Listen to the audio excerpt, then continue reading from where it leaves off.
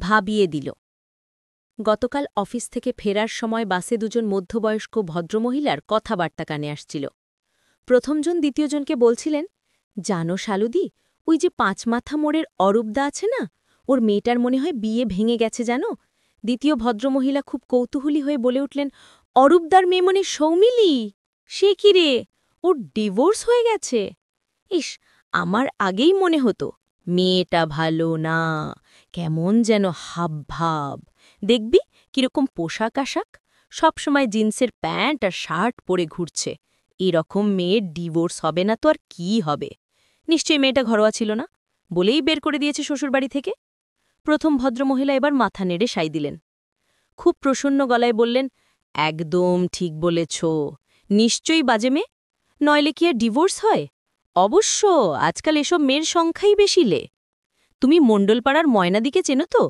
ময়নাদির মেয়ে মোহনারও বিয়ের 1 বছর ঘুরতে না ঘুরতেই ডিভোর্স হয়ে গেললে। কত খরচ করে বিয়ে দিয়েছিল বল? কিন্তু জানো, ময়নাদির কোনো হেলদোল নেই মেয়ের ডিভোর্স নিয়ে। সেদিন আমার সাথে বাজারে দেখা হয়েছিল, জিজ্ঞাসা করলাম মেয়ের ডিভোর্স হলো কেন। একদমই কি মানাতে পারল না। ময়নাদি কি বলল জানো?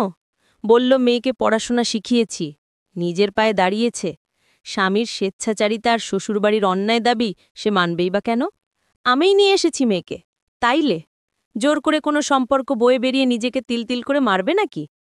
ভাব একবার ময়নাদি কিরকম মা, কোথায় নিজের মেয়েকে বুঝিয়ে সুজিয়ে ঘর করাবে তা না, উনি কিনা মেয়েকে নিয়ে চলে এলেন। জঘন্য একেবারে।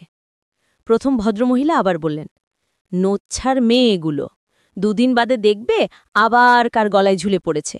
এক পুরুষ মানুষের সাথে এদের বেশিদিন পোষায় না গো। আমি ওদের কথা শুনছিলাম আর অবাক হয়ে ভাবছিলাম, এরা কি সত্যি 21st সেঞ্চুরিতে বাস করার যোগ্য? একদমই যোগ্য নয়।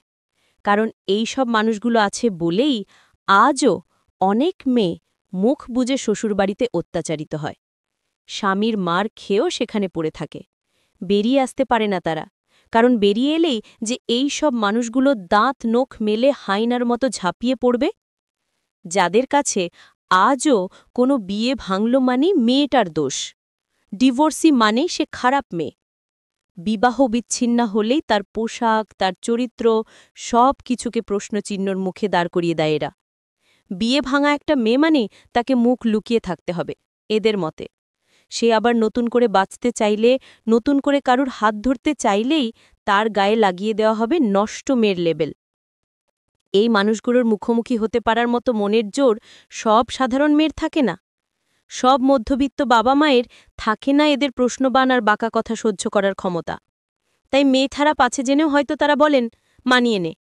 আর মানিয়ে নেবার ব্যর্থ চেষ্টাতেই হয়তো প্রতিদিন শেষ হয়ে যায় ঘরে ঘরে কত হতভাগ্যা মেয়ে।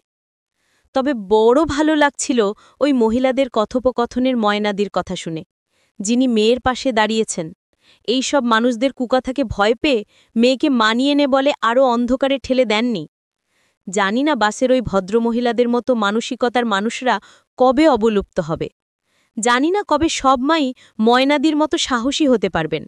ভাবিয়ে দিল, সত্যিই ভাবিয়ে দিল এই ছোট্ট একটা ঘটনা বড্ড বেশি।